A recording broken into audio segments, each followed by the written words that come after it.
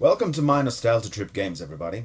In this new series, I'm gonna be talking through some random retro games played on real retro platforms in the hopes of getting you guys interested in playing them as well.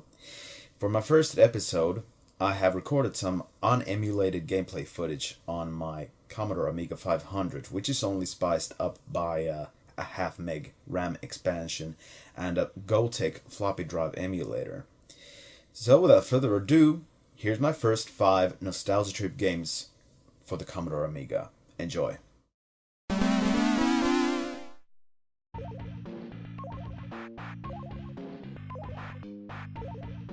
One of the first games I ever got to play on an Amiga was this Boulder Dash clone, which everybody in my area called Boulder Dash, for the lack of better knowledge, I think.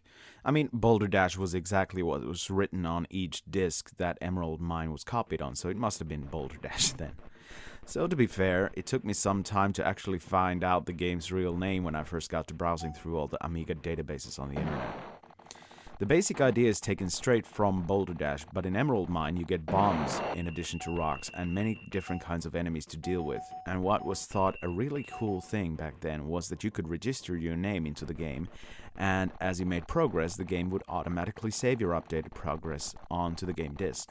Not only that, but there's actually a team play mode in which 2 players share the same screen and try to solve each level together with the added limitation of screen size, as you can't lose your friend or go split screen mode.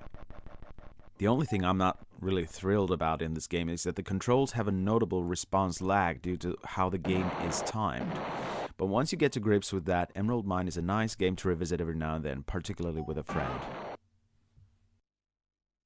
Originally a PC game from 1990, 4D Sports Driving, or Stunts as I came to know it here, was written by the same team who made the first 2 test drive games. So as soon as you saw that mentioned in the loading screen, you knew you'd be in for a real treat. And listen to that rocking soundtrack, that's proper tunage to get your blood going.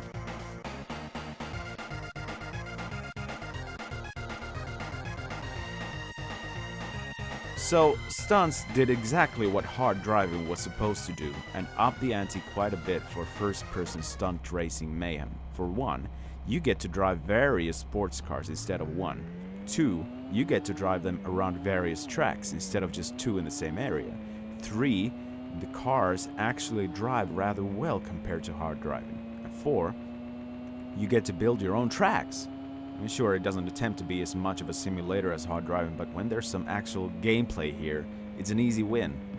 The original PC version is, I grant you, quicker to play, but the sound effects and music are so much more enjoyable on an Amiga.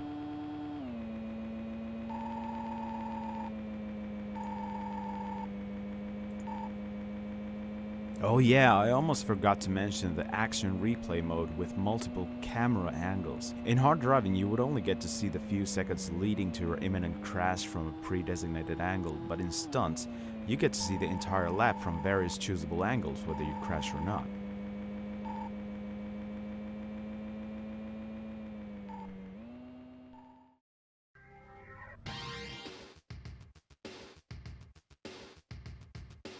So what's all this then?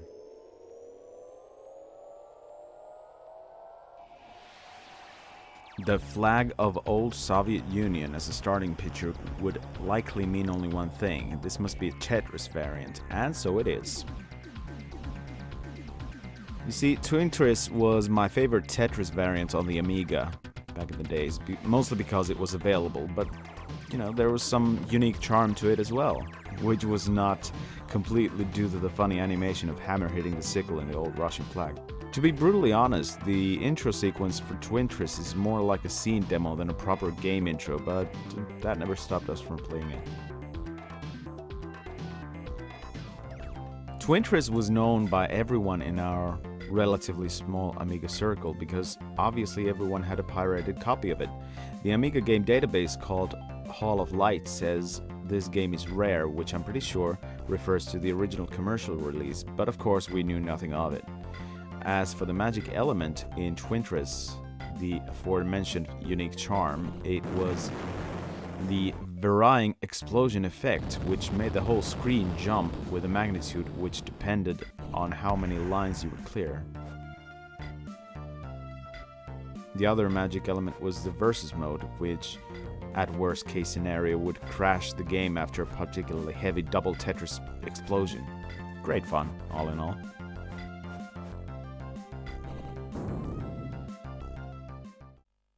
Well, here's a rather basic and light rogue/net hack sort of thing called Larn. But this one has a special feature. There's a persistent home level, which is a small town featuring a shop, a trading post, a bank, a school, all kinds of other interesting things. The aforementioned Hall of Light doesn't list this game at all for some reason, but I had my fair share of fun with this one back in the day, so naturally I still revisit Larn every now and then. I have to say the game is a bit silent, isn't it? I learned only recently that Larn has been converted for browsers, so you can actually play Larn using Amiga graphics without even tinkering with emulators. And the link for that one is in the video description in case you want to check it out. It's a nice change to roguelikes and definitely worth a try if you're into this sort of stuff.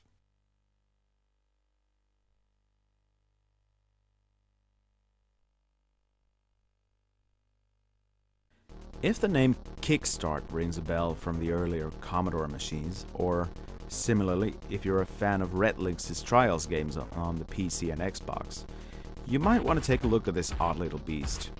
The name of this game, though, Super Scramble Simulator. It doesn't really feel very descriptive nor inviting, to be honest. The word super alone is a big red cape to me, since practically 50% of all the classic games made for the Super Nintendo have the word in them, which became super annoying, at least to me, during the peak years of the Super NES. Then the word Scramble reminds me more of the old side-scrolling shoot-'em-up game than trial biking, and finally the word simulator had already at that point gained a certain level of cheapness to it, mostly due to Codemasters' simulator titled games that have absolutely zero simulation in them. Well, anyway, Super Scramble Simulator is a fine game for what it attempts to be, a proper trial biking simulator. You get a certain amount of time to complete each course, and you have to make sure you don't go too fast on certain surfaces, stall the bike at any time, land badly, get stuck, or crash your wheels into any obstacle.